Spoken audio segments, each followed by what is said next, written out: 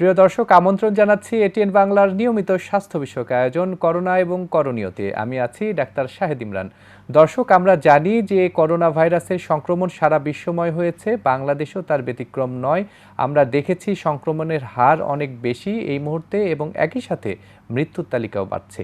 এইরকম একটি পরিস্থিতিতে আমাদের শিশুরা কেমন আছে, তারা ঘরবন্দি, অনেকটাই মনের বিষয়টিও খুবই নাজুক। এরকম একটি পরিস্থিতিতে তাদের নিউট্রিশন, তাদের মনের অবস্থা, তাদের স্বাস্থ্য সব কিছু মিলিয়ে আজকের আয়োজন সাজিয়েছি। দর্শক, আমাদের সাথে স্টুডিওতে আছেন অধ্যাপক ডাক্তার মেজবাউদ্দিন আহমেদ, বিভাগীয় প্রধান শিশু বিভাগ, গণস্বাস্থ্য সমাজভিত্তিক মেডিকেল কলেজ হাসপাতাল, এবং একই সাথে অনলাইনে যুক্ত আছেন Shaila Nasrin, head of nutrition, ICMH।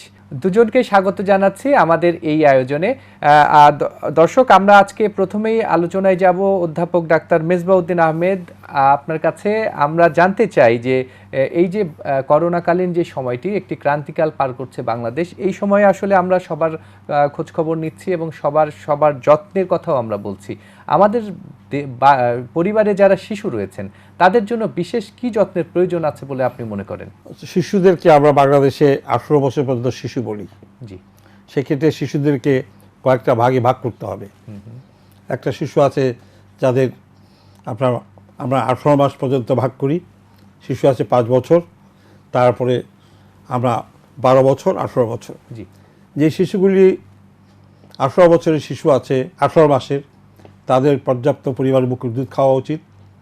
তাদের উইনিং ফুড যেটা আছে ঘরের তৈরি, বাইরের সেরিলাক ল্যাকটোজের মোটেই নয়, ঘরের তৈরি মাছ, মাংস, ডিম, ভাত, সবজি, খিচুড়ি যা আছে ঘরে যা তৈরি হয় এবং পুষ্টিকর, তাতে যেন প্রোটিন থাকে, ভিটামিন সি থাকে, অন্য খাবারের মধ্যে এই যেগুলি এবং জিঙ্ক আছে, এরকম খাবারগুলিও দেওয়া যেতে পারে এগুলি। আর এই বাচ্চাগুলির 18 মাস পর্যন্ত যে টিকাগুলি দেওয়ার কথা, সেই টিকাগুলির ব্যাপারে তাদের সাংঘাতিকভাবে প্যারেন্টসদের থাকতে হবে। ডক্টর মেজবাউদ্দিন, আমরা টিকা নিয়ে বিশেষভাবে আপনার কাছ থেকে আরেকটু বেশ বড় করে বৃহৎ পরিসরে শুনতে চাইব। আমরা একটু জানতে চাই যে এই সময় যে ঘরবন্দি আমাদের যে শিশুরা, সেই শিশুরা তাদের মনের অবস্থাটিও কিন্তু খুব খারাপ এবং আমরা পাচ্ছি না অনেকেই তাকে ঘরবন্দি রাখতে। সেক্ষেত্রে আসলে তাদেরকে কিভাবে তাদের মনের অবস্থাকে বা মনের যত্নটি কিভাবে নেওয়া? এটা সাধারণত ওই 18 মাস পর্যন্ত কোনো সমস্যা হয় না। 5 বছরের শিশুগুলি যারা একটু স্কুলে গেছে, তাদের স্কুল ফ্রেন্ডদের সঙ্গে ওরা দেখা করতে চায়, যেতে চায়, সেই ক্ষেত্রে সাধারণত আজকাল যে আছে অনলাইন সিস্টেম আছে অনেকেরই আছে, যেটা মানে একটু সেইভাবে একটু যোগাযোগ রাখা যেতে পারে ওদের সঙ্গে। আর যদি ঢাকা শহরের শিশুরা হয় যাদের একটু ছাদের ব্যবস্থা আছে, বা গ্রামেও যদি অনেক গ্রামের বাড়িতে দেখা যায় বাড়ির আঙ্গিনাগুলি অনেক বড়, উন্নত সুন্দর আঙ্গিনা আছে, সেখানে তারা বিকালে 1-2 ঘন্টা বাচ্চাগুলিকে ঘুরিয়ে নিয়ে আসতে পারে। তবে বাইরে গেলে সম্ভবত 5 বছরের উপরের বাচ্চাগুলিরও একটা ফেস মাস্ক পরানো আমি জরুরি মনে করি, এবং সেক্ষেত্রে তারা ঘুরিয়ে নিয়ে আসলো। এবং ঢাকা শহরে যদি হয় ধনাঢ্য ব্যক্তি, তাদের বাড়ির ছাদে অনেকে আপনার করে রুফ টপ গার্ডেন করে, সেই গার্ডেনে গিয়ে তারা কিছু সময় কাটাতে পারে।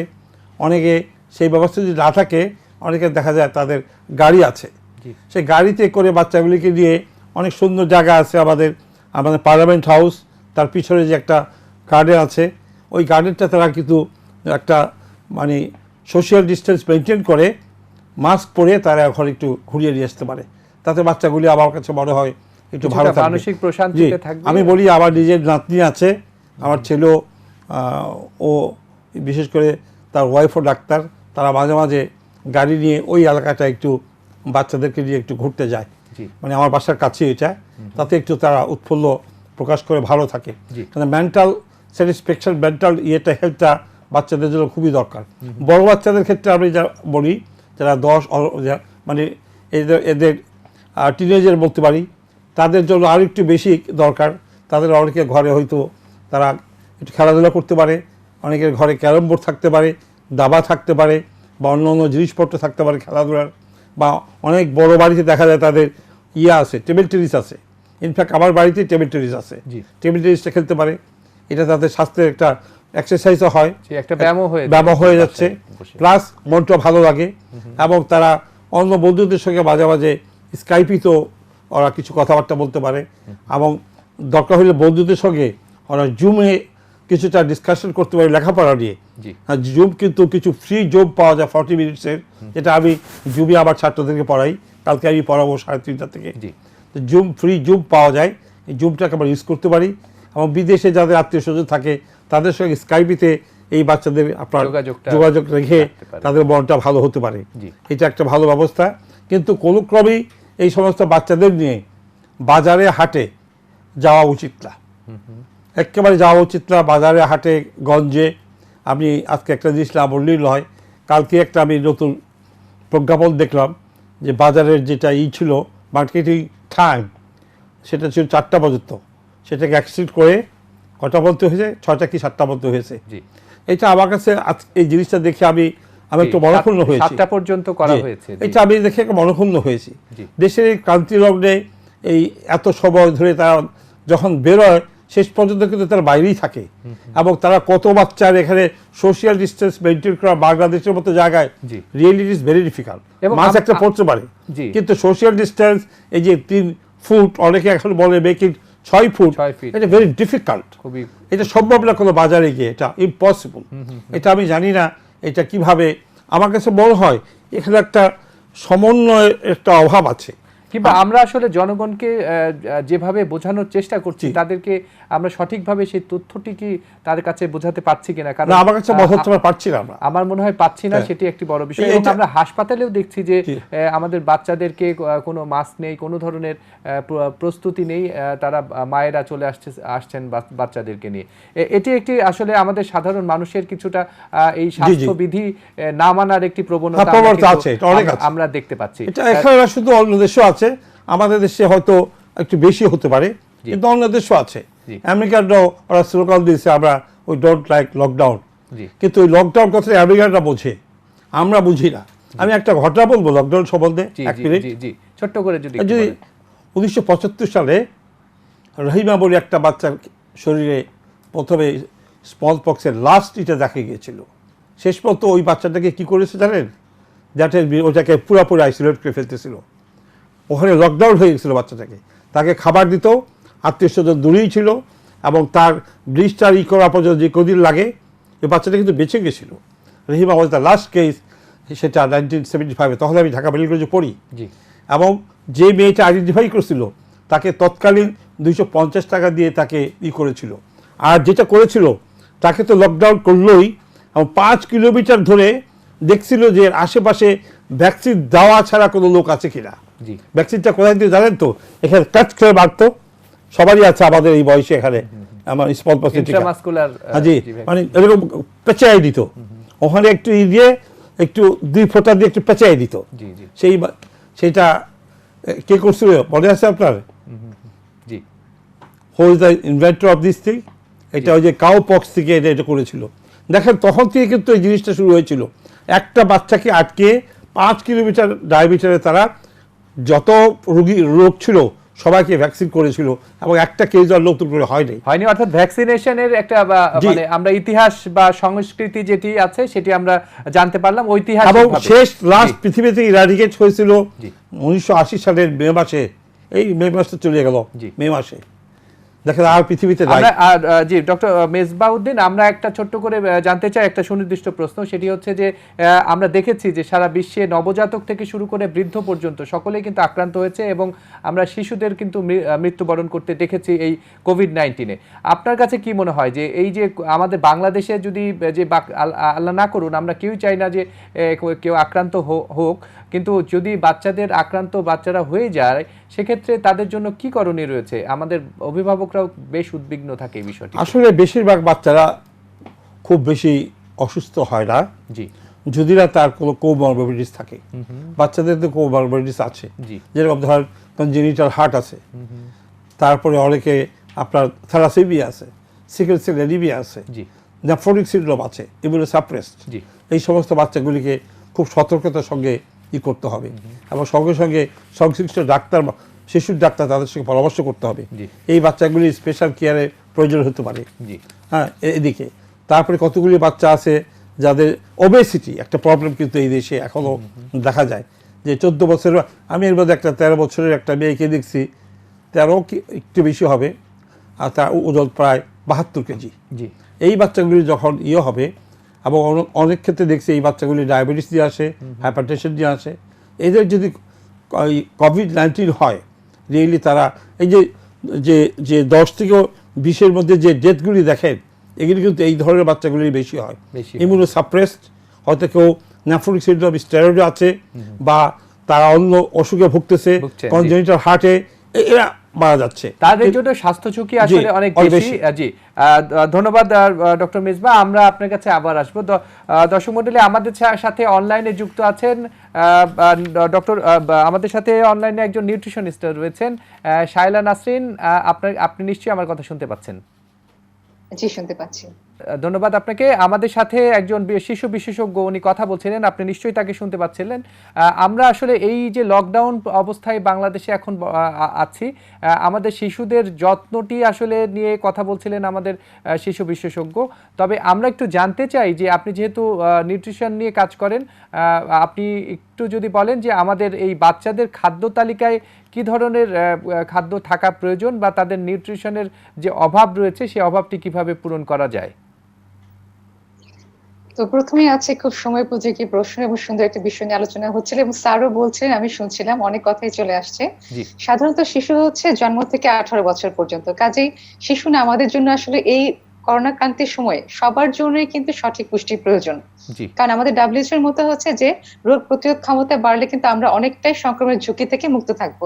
সেই ক্ষেত্রে বাচ্চাদের পুষ্টির গুরুত্ব অনেক বেশি, কারণ জন্মের পর থেকে 6 মাস পর্যন্ত তো শুধু আমরা বুকের দুধ খাওয়ার কথা বলবো, কারণ এক একটা ভাগ আছে কিন্তু বয়সে, সে অনুযায়ী কিন্তু আমাদের পুষ্টির সাজেশন বা আমাদের পরামর্শ দিতে হবে। আমরা 6 থেকে 9 মাস পর্যন্ত একটু ভাগ করে নিতে পারি সেই সময় বাচ্চারা কি খাবে, 9 থেকে 12 মাস এবং 12 থেকে 2 বছর। তো সেক্ষেত্রে আমরা একটু বলবো যে আমরা এখন প্রতিদিনকার খাবার যেটা মাছ, মাংস, দুধ, ডিম, ব্যালেন্স ডায়েট যেটা, হ্যাঁ, 6টা উপাদান খাদ্যের ঠিক মতোই থাকতে হবে, সেগুলো দিতেই হবে। তবে যেহেতু কোভিড এর সময়, কোভিডের নির্দিষ্ট কোনো ডায়েট নেই, তবে আমরা তাকে রোগ প্রতিরোধ ক্ষমতা, ইমিউনিটি বাড়ানোর জন্য যেটা করতে পারি, ভিটামিন ডি সমৃদ্ধ খাবার, যেমন হচ্ছে ভিটামিন ডি আমরা ডিমে পাচ্ছি, আমরা সানলাইট থেকে পাচ্ছি, আমরা বিভিন্ন ফর্টিফাইড সিরিয়ালে পাচ্ছি, আমরা দইয়ে পাচ্ছি, রেগুলার খাবারে কিন্তু আমরা ভিটামিন ডি পাচ্ছি, সেটা একটু নিতে পারি। তারপর জিঙ্ক সমৃদ্ধ খাবার, যেটা হচ্ছে মাছ, মাংস, দুধ, ডিমে আমরা রেগুলার পাচ্ছি, এটা আমাদের রেগুলার নিতে হবে। এবং ভিটামিন সি জাতীয় খাবার, হ্যাঁ, ভিটামিন সি খুবই অ্যাভেলেবল, প্রতিদিন একটা লেবু খাওয়ালেই যথেষ্ট। আমরা প্রাকৃতিক উৎস থেকেই পাই এগুলো। প্রাকৃতিক উৎস থেকেই পাচ্ছি আমরা এই খাবারগুলো, বাইরে খুব কস্টলি না খাবারগুলো, ঘরে খাবার আছে, সেগুলো একটু আমাদের বুঝে রেগুলার খাবারে আমাদের রাখতে হবে। এভাবে কিন্তু শিশুদের পুষ্টি মেনটেন করা প্রয়োজন। আর শিশুরা আক্রান্ত একটু কম হচ্ছে কারণ স্কুল কলেজ বন্ধ, এখন তারা বাসায় থাকছে, কিন্তু তা বলে তাদের অবহেলা করা যাবে না। পাশাপাশি তাদের কিন্তু মনের স্বাস্থ্য, যেটা স্যার বলেন, খেলাধুলার বিষয়টি নিশ্চিত করতে হবে। জি, আমরা ধন্যবাদ শায়লা নাসরিন। আমরা একটু জানতে চাই যে আমাদের সাম্প্রতিক যাপিত যে জীবন এই করোনাকালীন সময়, সেটিতে কিছুটা পরিবর্তন এসেছে। আমরা বায়োলজিক্যাল ক্লক যেটা বলি, সেটি অনেকটা পাল্টে গেছে। এই যে এই সময়ে আমরা যেটি দেখছি যে আমাদের খাবার বা আমাদের যেই নিয়মিত যে বিষয়গুলো, আমাদের কার্য প্রণালী, আমরা যা কাজ করছি, সেখানে অনেক পরিবর্তন কিন্তু আমরা দেখতে পাচ্ছি। সেক্ষেত্রে আমরা যে খাদ্য তালিকা আপনি যেগুলো বললেন, সেগুলো অনেক সময় পূরণ হয় না, বা আমরা সময় মতো আমরা খেতে পারছি না। এটা বাংলাদেশের আসলে সাংস্কৃতিকভাবে যদি চিন্তা করেন, বা সংস্কৃতি যে রয়েছে বাংলাদেশের, সেখান থেকেও কিন্তু আমরা কিছুটা পিছিয়ে আছি অন্য দেশের তুলনায় বা অন্য জাতির তুলনায়। সেক্ষেত্রে আসলে এই অবস্থাতে, এই সময় ক্রান্তিকালীন সময়ে আসলে আমাদের খাদ্য ব্যবস্থাপনা বা খাদ্যের যেই সময় খাদ্য গ্রহণের যে সময়টি, এটি আসলে কীরকম হওয়া প্রয়োজন মনে করেন? যদি লকডাউনে যদি আমরা ঘরে বসে থাকতে হয়, তবে খাদ্য ব্যবস্থা, যেমন আমরা অনেক বেশি কার্বোহাইড্রেট খেয়ে ফেলছি, কিন্তু আমরা শরীর চর্চাটি করতে পারছি না, এরকম একটি বাস্তবতায় আসলে খাদ্য তালিকা বা খাদ্যের যে মান, পুষ্টিমান, কোন কোন খাদ্যগুলো আমাদের বেশি জরুরি, এবং খাদ্য গ্রহণের সময়টি নিয়ে আমি একটু আপনার কাছ থেকে জানতে চাই। হ্যাঁ, খাদ্য গ্রহণের সময়টা হচ্ছে যে আসলে আমাদের নিয়মিত খাবারটা গ্রহণ করতে হবে। আর লকডাউনের সময় কিন্তু এখন কিছুটা সুবিধা আছে, আমাদেরকে যে খাবারগুলো একটু ভ্যানে করে পৌঁছে যাচ্ছে, যাতে আমরা একটু কিন্তু আমরা সোশ্যাল ডিস্টেন্স মেনটেন করে কিন্তু কিনতে পাচ্ছি। এই সুবিধাটা কিন্তু আমরা নগরে পাচ্ছি, গ্রামেও কিন্তু এটা অনেকটা পৌঁছে গেছে। তো খাবারের বিষয়টা হচ্ছে, প্রথমে আমি বলবো একটু পরিষ্কার পরিচ্ছন্নতার ব্যাপারটা আমি ফার্স্টে বলবো। নিরাপত্তার ব্যাপার, খাবারটা বাইরে থেকে আসছে, আমি একটু যোগ করি, তো ওটা একটু ভালো করে ধুয়ে আমরা খেতে পারি, এবং খাবারের সময়টা লক্ষ্য করতে হবে। কারণ করোনাকালীন সময় দেখা যায় যে আমরা হয়তো নিয়মিত খাবারটা গ্রহণ করছি না কিন্তু, হ্যাঁ, বাসায় অনেকে অফিস ছুটি বা বাচ্চাদের স্কুল ছুটি, সেক্ষেত্রে খাবারটা একটু টাইমলি দিনে 5 থেকে 6 বার খেতে হবে। যেমন আমরা সকালবেলা 7টা থেকে 8টার মধ্যে আমাদের খাবারটা শেষ করতে পারি। আমরা 10টা থেকে 11টার মধ্যে একটা নাস্তা, হালকা নাস্তা করলাম, পুষ্টিকর নাস্তা। আমরা দুপুরে, বিকেলে এবং রাতে, মানে আমাদের খাদ্য সময়টা ঠিক রাখতে হবে।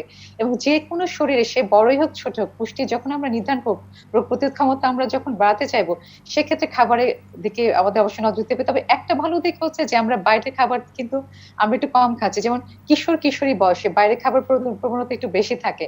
জি। যেমন আমাদের অনেক এখন দোকান আছে ফাস্ট ফুডে, হ্যাঁ, এটা কিন্তু এখন কমে গেছে এবং বাচ্চারাও কিন্তু বুঝতে পারছে, কারণ করোনা আমাদের সঙ্গী হয়ে গেছে। আমরা বাচ্চাদেরও কিন্তু বোঝাতে পারছি যে আমাদের এখন কি করতে হবে, কি করা উচিত। কাজে আমরা যদি আমাদের দৈনন্দিন যে খাবারগুলো, কার্বোহাইড্রেটের বিষয়টা বলছি না, আমাদের বডিতে কিন্তু 55 থেকে 60% এনার্জি আসে কার্বোহাইড্রেট থেকে, বাকি 15 থেকে 20% প্রোটিন এবং 30% ফ্যাট থেকে আসে। সেক্ষেত্রে আমরা বাচ্চাদের খাবার একটু তেলটা বেশি যোগ করবো, যেটা আমাদের ক্যালোরি বেশি আসবে। আর কার্বোহাইড্রেট, এক্সারসাইজের কথা বলেন, আমাদের যদি স্যার যেটা বলেন, অনেকগুলো উৎস বলেছে, খোলা ছাদের কথা, একটু আঙিনার কথা বলছেন, ঘরে যদি ব্যবস্থা করা যায়, এই জিনিসটা একটু লক্ষ্য রাখতে হবে। কারণ রোগ প্রতিরোধ ক্ষমতার সাথে খাবারের সাথে সাথে এক্সারসাইজটা আসবে এবং এটা আমাদের নিজেদেরই ব্যবস্থা করতে হবে। জি। এবং এর সাথে আমরা যেটা দেখছি যে আমাদের এই শহরের মানুষ বলেন, যদি তাদের এই যে মুটিয়ে যাবার প্রবণতা একটু কিন্তু দেখা যাচ্ছে বেশি, সেই কারণে নিশ্চয়ই আপনার যেই পরামর্শগুলো দিলেন সেগুলো তারা গ্রহণ করবেন আশা করি। ধন্যবাদ আপনাকে। আপনি আমাদের সাথে আলোচনায় আছেন। আমি প্রফেসর মেজবাউদ্দিন আপনার কাছে একটু আসতে চাই যে আপনার যেটা খুব গুরুত্বপূর্ণ একটি আলোচনায় ছিলাম আমরা এই পর্যায়ে থেকে যদি বলি যে বাংলাদেশে যে টিকাদানের যে একটা প্রক্রিয়া রয়েছে, একটি সংস্কৃতি রয়েছে এবং পৃথিবীতে এটি একটি আমরা অনেকেই প্রশংসা দাবি রাখে এবং আমাদের মাননীয় প্রধানমন্ত্রী উনিও একটি গুরুত্বপূর্ণ ভূমিকা রেখেছেন এখানে। এই যে টিকাটি যে সময় মতো নেওয়া, এই যে লকডাউন পরিস্থিতির সময়ে বা অনেক সময় আমরা বলি যে হলুদ কাপড়ে যে কোনো জায়গায় আমরা আগে যেমন টিকাদান কর্মসূচি পালন করতাম, এই সময় এই বাস্তবতায় কিন্তু সেটি অনেক সময় সম্ভব হচ্ছে না। সেক্ষেত্রে যে সময় মতো উপযোগীভাবে টিকাদানটি কিভাবে সম্ভব হবে, বা আমরা যারা টিকা দিতে পারছি না সময় মতো, তাদের জন্য কি পরামর্শ রয়েছে স্যার? আসলে ইপিআর সঙ্গে এই ব্যাপারে আমরা কথা বলেছি। আমি বাংলাদেশ শিশু শিক্ষক সমিতির সাবেক মহাসচিব ছিলাম। আমি বর্তমান ইসি মেম্বারও বটে। আচ্ছা। আমাদের বিপিএর প্রায় অনেক সময় মিটিং হচ্ছে, আমাদের ওয়েবিনার মিটিংয়ে আমরা গভর্নমেন্টকে অলরেডি জানিয়েছি যে আমাদের কাভারেজ যেখানে 89-90% ছিল, সেটা নিয়ে আমাদের 65-66% হয়েছে এবং গভর্নমেন্টও তারা আপ্রাণ চেষ্টা করতেছে। এখানে বিশেষ করে প্যারেন্টসটাই তারা ওয়ারিড যে বাচ্চাটা নিয়ে টিকা কেটে যাবে কিনা। ওখানে একটা গ্যাদারিং হয়, তো আমার মনে হয় ওখানে সামাজিক দূরত্ব বজায় রেখে যিনি ভ্যাকসিনেটার তার এটা দায়িত্ব সামাজিক দূরত্ব বজায় রেখে এবং মাস্ক পরে এবং হ্যান্ড স্যানিটাইজার, হ্যান্ড ওয়াশের ব্যবস্থা রেখে, এবং গণস্বাস্থ্যে আমাদের কিন্তু ভ্যাকসিনটা ভালোই চলছে। আমি ভ্যাকসিন ডিপার্টমেন্টটা আমি মাঝে মাঝে একটু করি, পর্যবেক্ষণ করি। ওখানে আমাদের ঢুকেই হাত ধোয়ার ব্যবস্থা আছে এবং তারা সামাজিক দূরত্ব বজায় রেখে, এমনকি আমাদের মায়েদের জন্য ব্রেস্ট ফিডিং কর্নারও আছে, ব্রেস্ট ফিড করায় আগে যদি দরকার হয় ভ্যাকসিনটা দিচ্ছি। কিন্তু আমরা যেটি বলতে চাচ্ছিলাম যে আমরা আগে যেমন দেখতাম যে কোনো একটি জায়গায় একটা টেবিল বসিয়ে আমরা একটা হলুদ কাপড়ে, এটা গ্রামগঞ্জে এখন আছে, কিন্তু এটা সংখ্যাটা যেহেতু প্রথম দিকে একটু কমে গেছে, এখন স্বাস্থ্য ঝুঁকি রয়েছে যে এই সমস্ত কারণে, তবে একটু আস্তে আস্তে ডেভেলপমেন্ট হচ্ছে। এটা একসময় মনে হয় 50-55% আসছিল, কিছুদিন আগে এটা আমি খবর নিলাম 60%-65%-এর কাছাকাছি। এটা হয়তো শীঘ্রই আবার এগিয়ে যাবে। এই ভ্যাকসিন দিতেই হবে। ভ্যাকসিন না দিলে যেটা হবে, এটা আমি বলেছি, ভ্যাকসিন না দেওয়ার জন্য তারা বিভিন্ন অসুখে ভুগবে, অসুখের জন্য তাদের অপুষ্টি হবে এবং অপুষ্টি হলেই তাদের নানাবিধ অসুখে ভুগবে। এবং ইউনিসেফ অলরেডি ফোরকাস্ট করেছে যে বাংলাদেশে নেক্সট 6 মান্থে 28,000 আন্ডার 5 চিলড্রেন মর্টালিটি হতে পারে এবং বিশ্বব্যাপী এটা বলছে যে এটা 14-15 হাজার প্রতিদিন পুরো বিশ্বে এটা হতে পারে। এবং তারা এটা প্রেডিক্ট করছে যে নট অনলি ম্যাটারনাল মর্টালিটিও এটা বেড়ে যাবে। বলছেন ম্যাটারনাল মর্টালিটি ঠিক মতো হচ্ছে না, থিয়েটার চেক আপ হচ্ছে না, মায়েদের ডেলিভারি কিন্তু কম হচ্ছে না, আগে যা হতো ওরকমই আছে। কিন্তু এটা তো অলরেডি সাডেন একটা সিদ্ধান্ত যে প্রেগনেন্ট হয়ে গেছে তার তো ডেলিভারি হতে হবে, তাদের নিয়ে সমস্যা হচ্ছে। তারা অনেক হাই রিস্ক প্রেগনেন্সিগুলি তাদেরকে অনেক সময় ঘরেই চেষ্টা করতে হচ্ছে, বা হাসপাতালে চিকিৎসা করতে গেলে তারা বলে কোভিডের টেস্ট দিয়ে আসো। কোভিড টেস্ট তাহলে তারা অনেকে করতে যাচ্ছে না, কোভিডের ভয়ে সার্জনরা হাত দিচ্ছে না। সেই সমস্ত কারণে ম্যাটারাল মর্টালিটিও বেড়ে যাচ্ছে। এই দিকে খেয়াল রাখতে হবে। এবং ইউনিসেফ বলছেন যে আমরা 10 বছরের যে অর্জনটা আমাদের বিশ্বব্যাপী হয়েছে এই করোনার 6 মান্থে, আজকে 6 মান্থ পূর্ণ হলো প্রায়, মঙ্গলবার দিন, আজকে বুধবার, 6 মান্থে আমরা 10 বছর অর্জনকে আমরা হারাতে চলেছি। এটা ইউনিসেফের বক্তব্য এটা। তো সেই জন্য ভ্যাকসিনের দিকে, এসেন্সিয়াল ভ্যাকসিনগুলি অবশ্যই আমাদের পিতা মাতাদেরও সময় মতো যদি না দিতে পারে, যে ডেটে দেওয়ার কথা সেই ডেটে যদি না দিতে পারে, তাহলে কি সেটা পরে দিতে হ্যাঁ দেওয়া যাবে, সেটাই বলছি যে সেটা দেওয়া যাবে, কোনো অসুবিধা নাই। যে পর্যন্ত ভ্যাকসিন দেওয়া হয়েছে পরে গেল তারপরের ভ্যাকসিনটা দিবে, এটা কোনো সমস্যা নাই। এক মাস যদি গ্যাপও হয়ে যায় পরে গিয়ে এক মাস পর ওই ভ্যাকসিনটা দিয়ে নেবে, তাতে কোনো সমস্যা নেই। কিন্তু ভ্যাকসিনগুলি কমপ্লিট করতে হবে। স্যার, এই যে শিশুরা যদি কেউ আক্রান্ত হয়ে থাকে, সংক্রমিত হয় এই করোনা ভাইরাস দ্বারা, তাহলে সেক্ষেত্রে তাদের জন্য বিশেষ কি চিকিৎসা রয়েছে? আমরা জানি যে ঢাকা মেডিকেল কলেজে এখন একটি করোনা বাচ্চাদের জন্য একটা করোনা ইউনিট করা হয়েছে। তো সেক্ষেত্রে এই যে বেড সংখ্যা বা বিভিন্ন হাসপাতালে কি শিশুদের জন্য আলাদা ব্যবস্থা করা যায় কিনা? আপনি যেহেতু আমি ব্যক্তিগতভাবে মনে করি প্রত্যেকটা ডিভিশনাল হেডকোয়ার্টারে যে মেডিকেল কলেজ আছে সেখানে ঢাকা মেডিকেল কলেজের মতো একটা শিশু করোনা ইউনিট করা উচিত, এবং যেখানে সব ফ্যাসিলিটিস থাকবে, এবং ওখানে অক্সিজেন থেকে শুরু করে এখানে দরকার হলে ইনফ্যান্ট ভেন্টিলেটর দরকার লাগতে পারে, লাগলে আমি কী করবো, সেখানে তো প্রত্যেক জায়গায় থাকা উচিত। তো আমি যদি অ্যাডাল্টের কথা বলি একটুখানি পাশাপাশি, ধরেন এই যে বাংলাদেশে ভেন্টিলেটর নিয়ে কথাবার্তা হচ্ছে, ভেন্টিলেটর চেয়ে বেশি দরকার ছিল এখানে হাই ফ্লো নেজাল ক্যানুলা, যেটা আমাদের বাংলাদেশে সেদিন আবার সে অ্যাডিশনাল ডাইরেক্টর জেনারেল বলেছেন 102টা আছে মাত্র পুরো বাংলাদেশে, এবং অক্সিজেন কনসেন্ট্রেটর আছে মাত্র 98। আর এগুলির দাম কিন্তু অত বেশি না, আমি যদি 3 লক্ষ 4 লক্ষের মধ্যে, এগুলি পুরো বাংলাদেশে যদি হাজারখানিকে আনা যায়, দুইটাই বোথ অফ দ্যাম, তাহলে অক্সিজেন মানে ভেন্টিলেটরের অনেক ইয়েটাকে করা যায়। ওখানে 60 লিটার পর্যন্ত অক্সিজেন পার মিনিটে দেওয়া যায়, এবং সেটাতে বরঞ্চ লাভ হয়। আপনি একটা ভেন্টিলেটর পড়লেই তার একটা রিস্ক অফ ভেন্টিলেটরে হয়ে যায়, থাকে এটা ইনফেকশন এভরিথিং, কিন্তু নেজাল ক্যানুলা দিলে ওই রিস্কটা থাকে না, এবং ওইটার কস্টিংও কমে যায়, এবং বেশিরভাগ ক্ষেত্রে দেখা যায় ওটা থেকে রিকভারি হয়ে চলে যায়। তাহলে আমাদের ভেন্টিলেটর কম লাগলো, রুগীগুলির পয়সা কম লাগলো।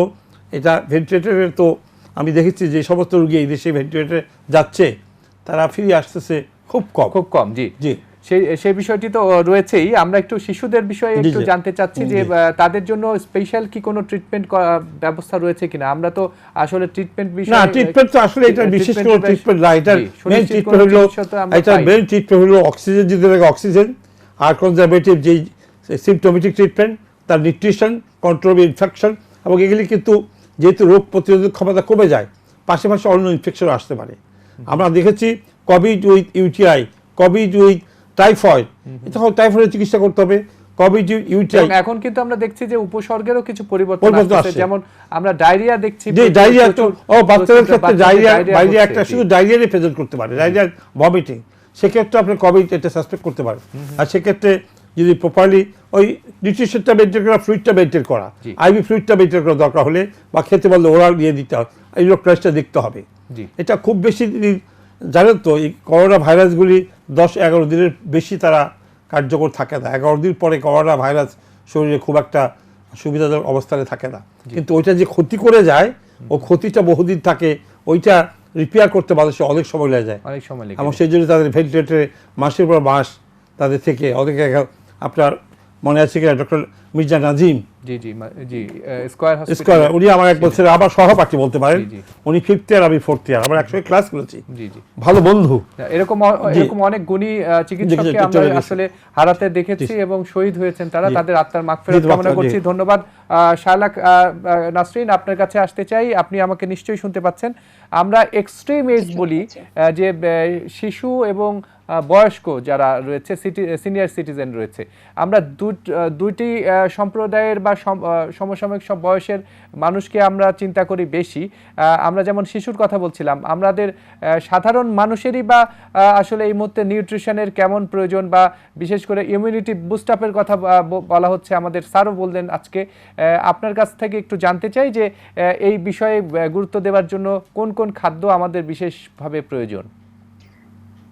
ধন্যবাদ শাহেদ ভাই। আমাদের পাশাপাশি গর্ভবতী প্রসূতি মায়ের কথাও চিন্তা এবং করতে হবে, আসলে সব বয়সে চিন্তা করতে হবে। তো আমাদের শিশুদের কথা তো আমরা বলেছি, তাদের বুস্ট আপের কথা, যেসব খাবারের কথা, বয়স্কদের কথা, কারণ যখনই 50-এর পরে কিন্তু বিভিন্ন ধরনের অসুখ দেখতে পাবে, কমরবিড থাকেন, হাইপারটেনশন থাকতে পারে, ডায়াবেটিস, স্ট্রোকের পেশেন্ট থাকতে পারে। সেক্ষেত্রে প্রত্যেকটা মানুষের কিন্তু তার বয়স, তার ওজন অনুযায়ী, তার রোগের শারীরিক ধরন অনুযায়ী তার ডায়েটটা আলাদা হয়। সেক্ষেত্রে আমাদের তাদের পার্সন টু পার্সন আলাদা করে ডায়েট দিতে হবে, দেখতে হবে, হিস্ট্রি নিতে হবে তাদের শারীরিক অবস্থা কি।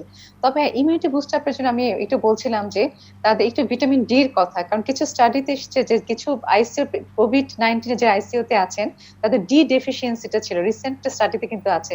তো ডি ডেফিসিয়েন্সির জন্য আমাদের বাংলাদেশে প্রচুর রোদ, আমরা একটু সানলাইট 10 থেকে 15 মিনিট আমরা রোদে থাকতে পারি, এটা একটা বিষয় আছে। তারপরে একটু প্রোটিনের বিষয়টা আছে, আমাদের প্রোটিন জাতীয় খাবার নিতে হবে, কারণ ইমিউনিটি বুস্ট আপের ব্যাপার এটা। হ্যাঁ, অবশ্যই দেখতে হবে সে সিকিউরিটি পেশেন্ট কিনা।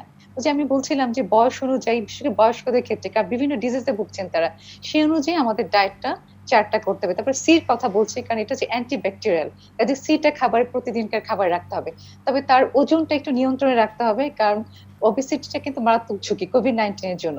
সেক্ষেত্রে আমরা ওজনের জন্য যেটা করতে পারি, এখন তো আসলে পুষ্টিবিদের কাছে যাওয়া সম্ভব হচ্ছে না বা ডক্টরের কাছে যাওয়া সম্ভব হচ্ছে না, আমরা কিন্তু ফোনে সেবা দিচ্ছি, টেলিমেডিসিনের সেবা বা ফোনে আমরা পরামর্শ দিচ্ছি।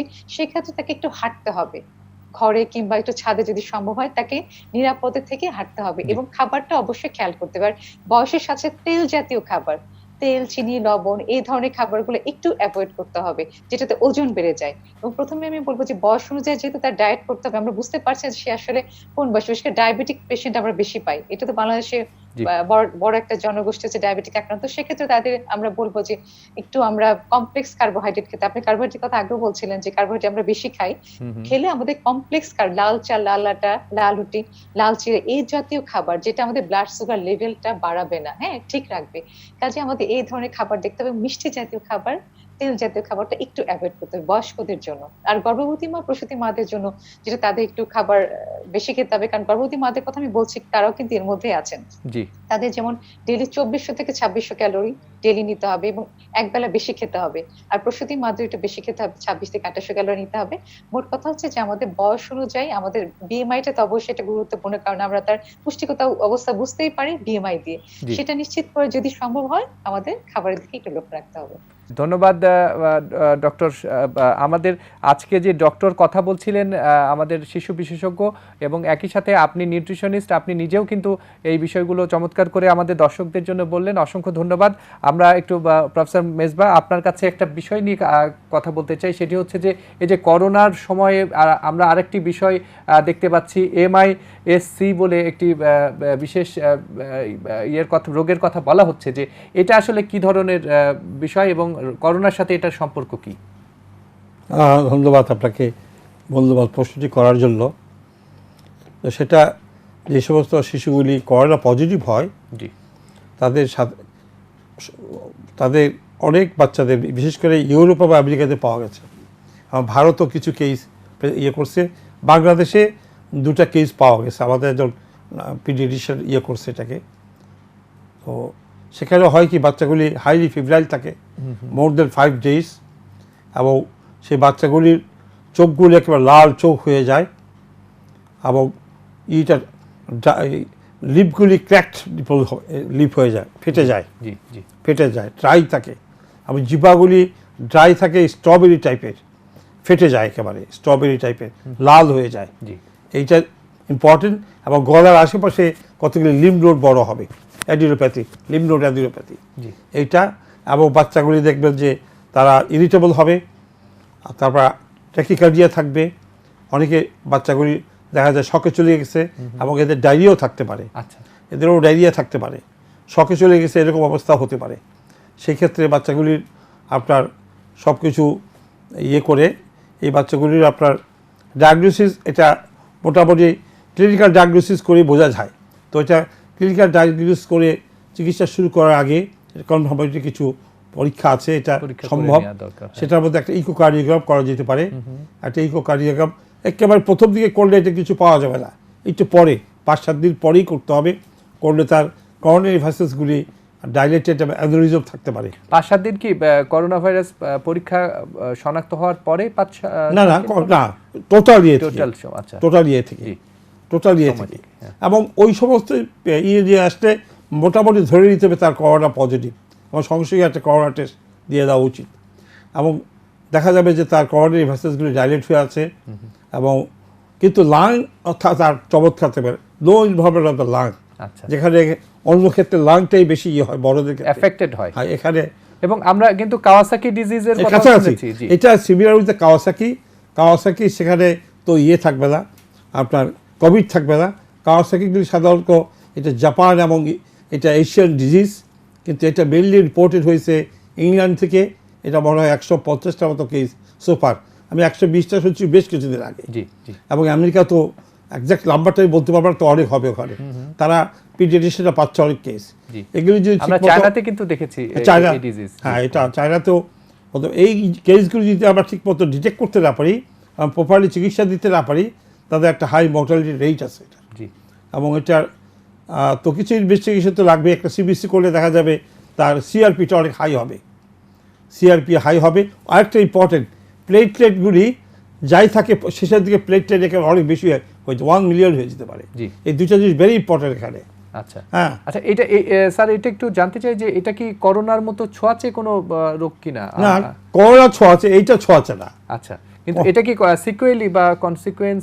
এটা এটা এখন কি করা যায়, একসঙ্গে হয় আর কি, আচ্ছা। কোন ই আর কি কোইন্সিডেন্স, coincidence, এবং এটাই। এটার বিস্তর গবেষণা প্রয়োজন আছে। গবেষণা তারপরে যে আরো হচ্ছে ইম্পর্টেন্ট, এটা প্লেটলেট বেড়ে যাচ্ছে। এবং আরেকটা ইয়েতে একটা আল্ট্রাসাউন্ড করলে আপনার গল ব্লাডারের মধ্যে পানি পাওয়া যেতে পারে, এটা একটা ফাইন্ডিংস। আচ্ছা, তাহলে ইকো করলেন, গল ব্লাডারে একটা ইকো করলেন, আর একটা আল্ট্রাসাউন্ড করলেন, আর একটা সিবিসি করলেন। জি। এই তিনটাই অ্যালাপ তার চিকিৎসা করার জন্য, শুরু করার জন্য। জি, চিকিৎসাটা আসলে সহজ, এবং আমাদের সেই ওষুধটাও তৈরি হয় হিউম্যান ইমিউনোগ্লোবিন IVIG, এটা 2 গ্রাম প্রতি কেজিতে, একটাই ডোজ, আচ্ছা, 1 ডোজ দিতে হবে 12 ঘন্টাতে স্লোলি। সময় ধরে, হ্যাঁ, এবং aspirin is the drug of choice, 80 থেকে 100 milligram per kilo per day for divided dose after meals. এটা যে কোনোদিন অ্যাক্টিভ স্টেজটা থাকে চলবে। জি। অ্যাক্টিভ স্টেজ চলে গেলে তাকে 3 থেকে 5 মিলিগ্রাম করে অ্যাসপিরিন প্রতি কেজিতে ডিভাইডেড ডোজে, এটা চলবে 6 থেকে 8 সপ্তাহ পর্যন্ত। আচ্ছা, একটা থার্ড একটা ওষুধ, এটা মিথাইল পিডোসোলিন শুরু করা যেতে পারে। জি, এই চিকিৎসা শুরু করলে সাধারণত এই বাচ্চাগুলোর ক্ষতি হওয়ার সম্ভাবনা অনেক কম থাকে, অনেক কমে যায়। জি, ধন্যবাদ। আমরা অনুষ্ঠানের একেবারে শেষ প্রান্তে এসে পৌঁছেছি। শায়লা নাসরিন, শিশুদের জন্য, বয়স্ক এবং গর্ভবতী নারীর জন্য ছোট্ট করে একটু বলবেন আপনার কোনো পরামর্শ রয়েছে কিনা? হ্যাঁ, এই সময় প্রথমে বলবো যে ঘরে থাকুন, নিরাপদে থাকুন, আর ফুড ডাইভার্সিটি, বৈচিত্র্যময় খাদ্য খেতে হবে। কারণ এখন কিন্তু আম কাঁঠালের সিজন, এখান থেকে আমরা ভিটামিন এ, প্রচুর অ্যান্টিঅক্সিডেন্ট পাচ্ছি, যেটা আমাদের খুব সহজলভ্য, কম দামে, কম খরচে। সেক্ষেত্রে একটু নিজের নিরাপত্তা নিজে রাখবেন, এবং নিজে ঝুঁকির মধ্যে থাকবেন না, অন্যকে ঝুঁকিতে ফেলবেন না। ভালো থাকুন, নিরাপদে থাকুন। জি, অসংখ্য ধন্যবাদ শায়লা নাসরিন। আমরা প্রফেসর মেজবা, আপনার কাছেও একই প্রশ্ন, পরামর্শটি। পরামর্শ, এটা একটা চ্যালেঞ্জিং ডিজিজ আমাদের জন্য। এটা সবাইকে মিলে, এবং ডাক্তার, অ্যাডমিনিস্ট্রেশন, অন্যান্য যারা আমরা আছেন, তাদেরকে মিলে কেউ কাউকে দোষারোপ না করে ভালো সমন্বয়ের মাধ্যমে এই কাজগুলি আমাদের করতে হবে। ডাক্তারদের ভয় পাইলে চলবে না। আজকে প্রায় 65 জন ডাক্তার আমার জানা মতে তাদের জীবন উৎসর্গ করেছে এটা চিকিৎসা করার জন্য।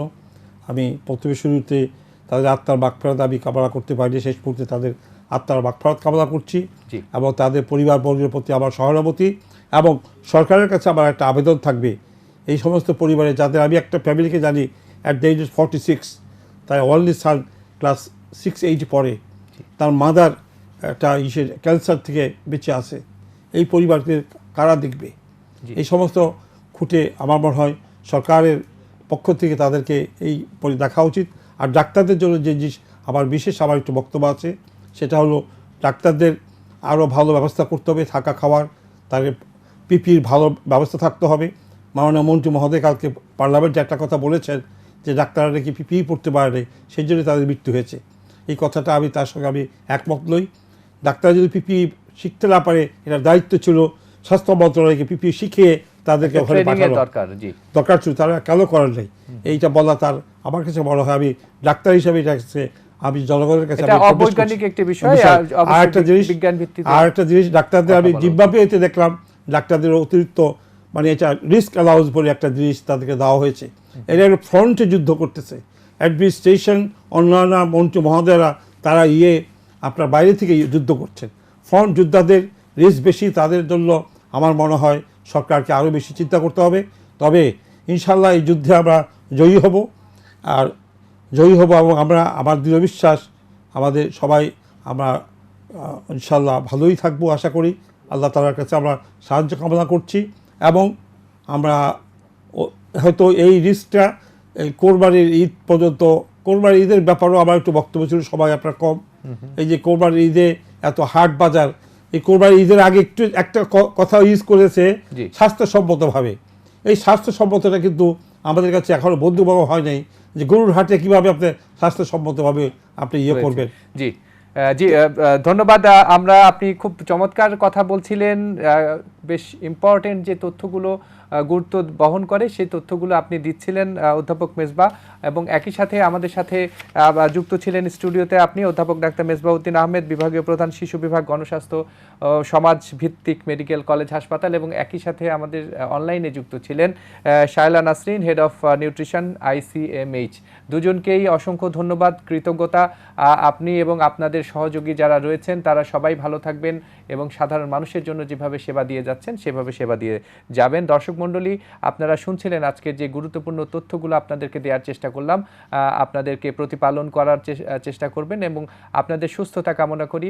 আপনারা ভালো থাকবেন, সুস্থ থাকবেন, ATN বাংলার সাথেই থাকুন। আল্লাহ হাফেজ।